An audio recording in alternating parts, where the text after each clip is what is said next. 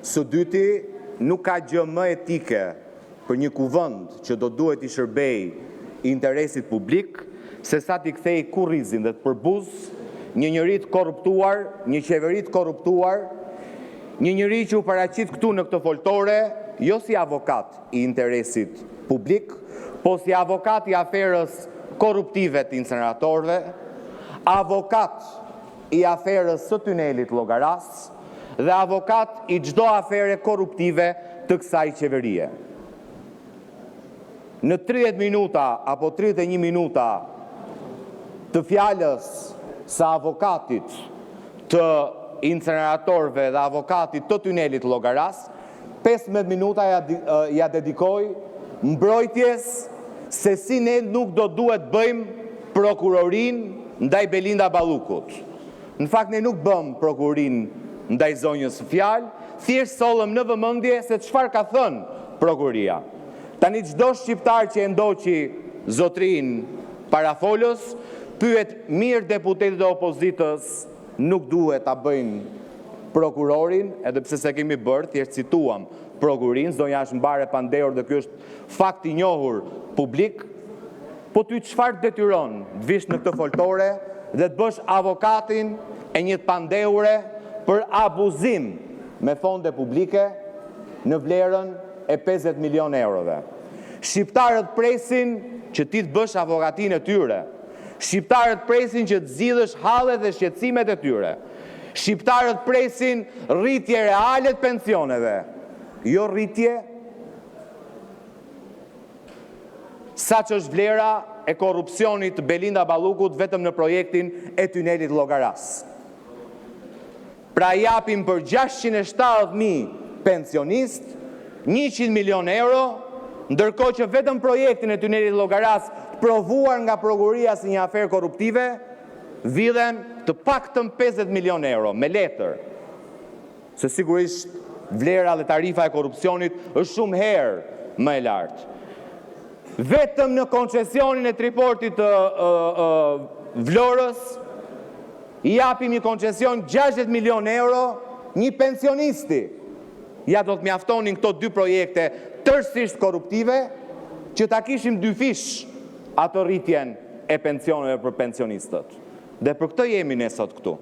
Ne përbuzi modelin tuaj që në vend që t'i çoni parat tek pensionistët, i çoni tek xhepat e ministrave të korruptuar.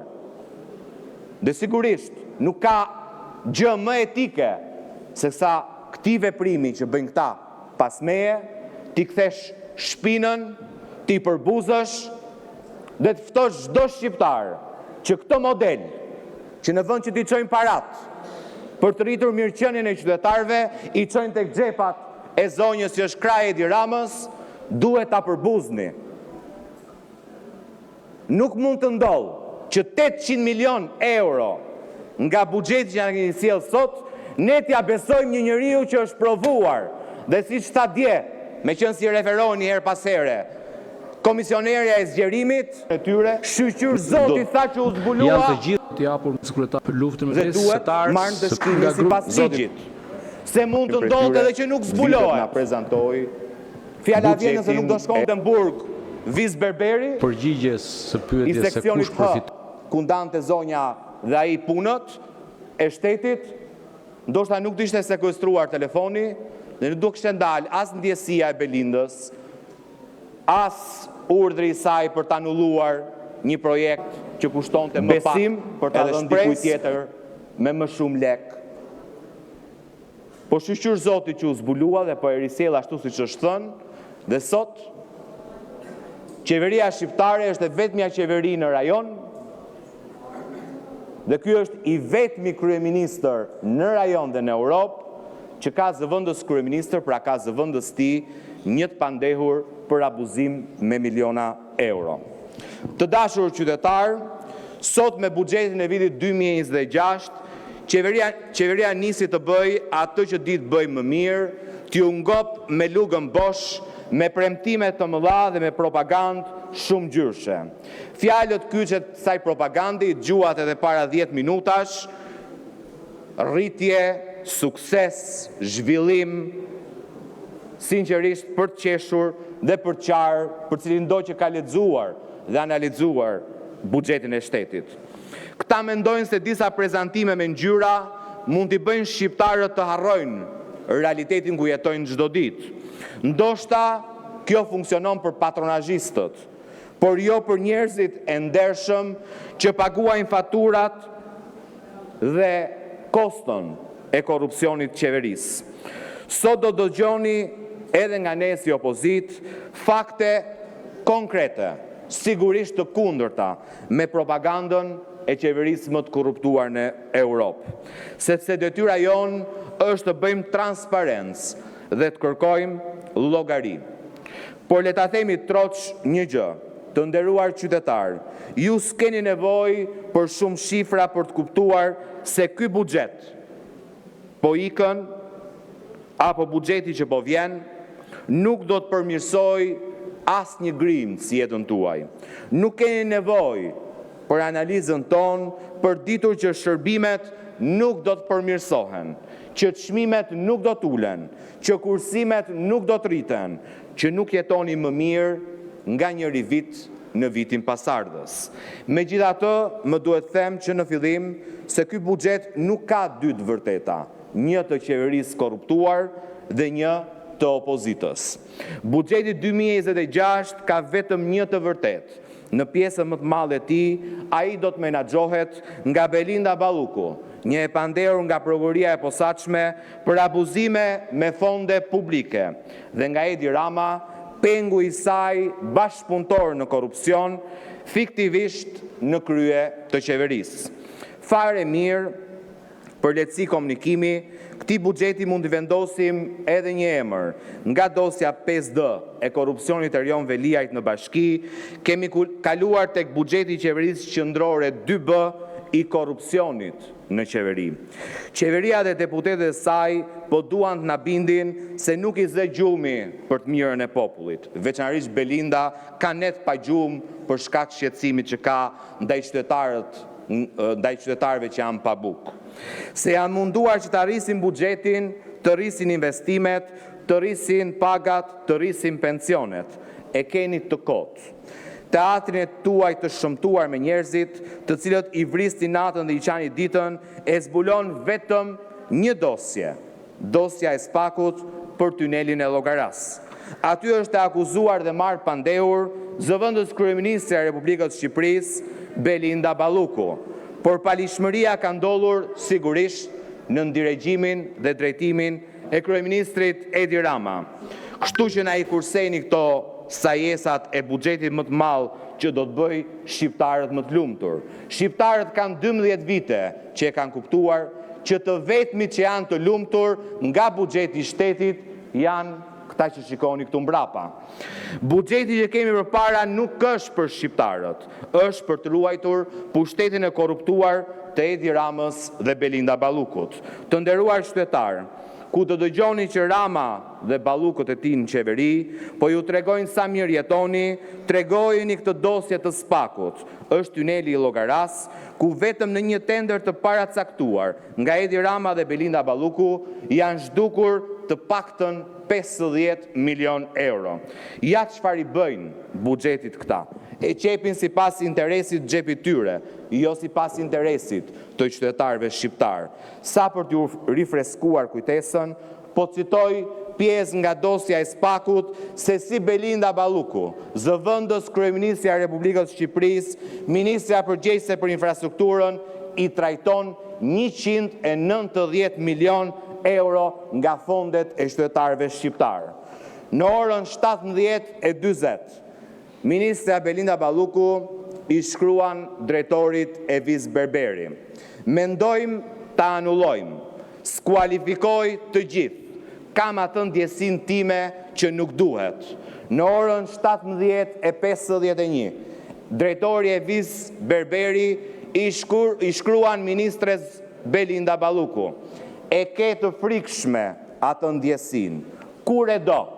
Belinda Balluku, mbylleni sot me urgjencë. Dhe historinë e dini gjithë.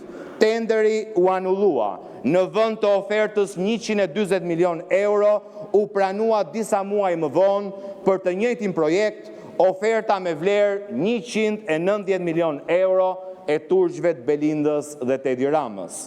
Pse? Se përmbushnin kriteret. Prokuria e posaçme thot jo. E akuzon zëvendës kryeministren Belinda Balluku dhe e ka marrë ato të pandehur se për shkak të veprimeve të saj të kundërligjshme, fituesi i tenderit 190 milion euro për tunelin e Llogaras është shpallur fitues në kundërshtim flagrant me ligjin. Pra sot nuk mund kemi dy të vërteta dashur shqiptar, një për qeverinë dhe një për opozitën. Sot kemi vetëm një të vërtet, buxheti i shqiptarëve menaxhohet nga një grusht individësh të korruptuar, të cilët nuk i bashkon vizioni për të zhvilluar vendin, po babëzia për pasuri dhe pushtet personal në kurriz të interesit qytetarëve. Edhe këto miliona e miliarda nga taksat e shqiptarëve që janë parashikuar në buxhetin e vitit ardhshëm do të vidhen po një lloj, me tendra të paracaktuar nga Edi Rama dhe Belinda Balluku, një lloj si tek tuneli i Llogaras. Tu afreskoj edhe njerë kujtesën kolegëve të mi të Partisë Socialiste, e kam thënë disa herë për disa prej tyre gëzoj respekt dhe mendoj që duan të shërbejnë interesit publik, por nuk lejohen ta bëjnë këtë, se ndoshta mund t'ju vijë edhe turp nga fëmijët e tyre para se të lexojnë fjalimin që krenon buxhetin Rama Balluku. Ja çfarë thuhet mes të tjerash në mesazhin që kompania turke i dërgon disa ditë përpara procedurës zëvendës kryeministres Belinda Balluku. Zoti Bardhi, ju lutem. Ju rikujtoj në bazë të neni 48 pika 1 jeni jashtë rendit ditës. Zoti Bardhi, për rikujtes. Zonja, atëherë po ju a lexoj dhe për të qenë deputeti nuk mund të flasë më shumë se një herë për thelbin e një çështje dhe nuk mund kur diskutimi është jashtë thelbit të çështjes, drejtuesi i seancës kur çmohet prej tij i tërheq vëmendjen deputetit. Zonja zëvendës kryetare, ju lutem mos u bëni qesharake. Unë jam duke folur për buxhetin e shtetit dhe se si e ndërtoj unë fjalën time, nuk ka ardhur dita ta vendos me SMS-n që dërgoj ty, ta ulan balla nga ty për ballë meje. Që kështu të lutem, të jetë hera e fundit që ju ndërhyni në fjalën time. Të ruaj me tikën. Ju lutem. Jam duke ruajtur tërësisht. Ju lutem të ruaj me tikën. Jam duke ruajtur tërësisht etikën. Guximi juaj është i tepruar. Më diktoni mua se çfarë do them këtë foltore. Ja çfarë thuhet mes të tjerash në mesazhin që kompania turke i dërgon zëvendës kryeministres Belinda Balluku disa javë përpara hapjes së garës së tenderit të dytë për tunelin dhe mjeshtra e tenderëve ja dërgon bashkëpunëtorit tij sot në burg Evis Berberi. Kjo është një shoqëri që presidenti e njeh, e vlerëson dhe e përdor si referencë.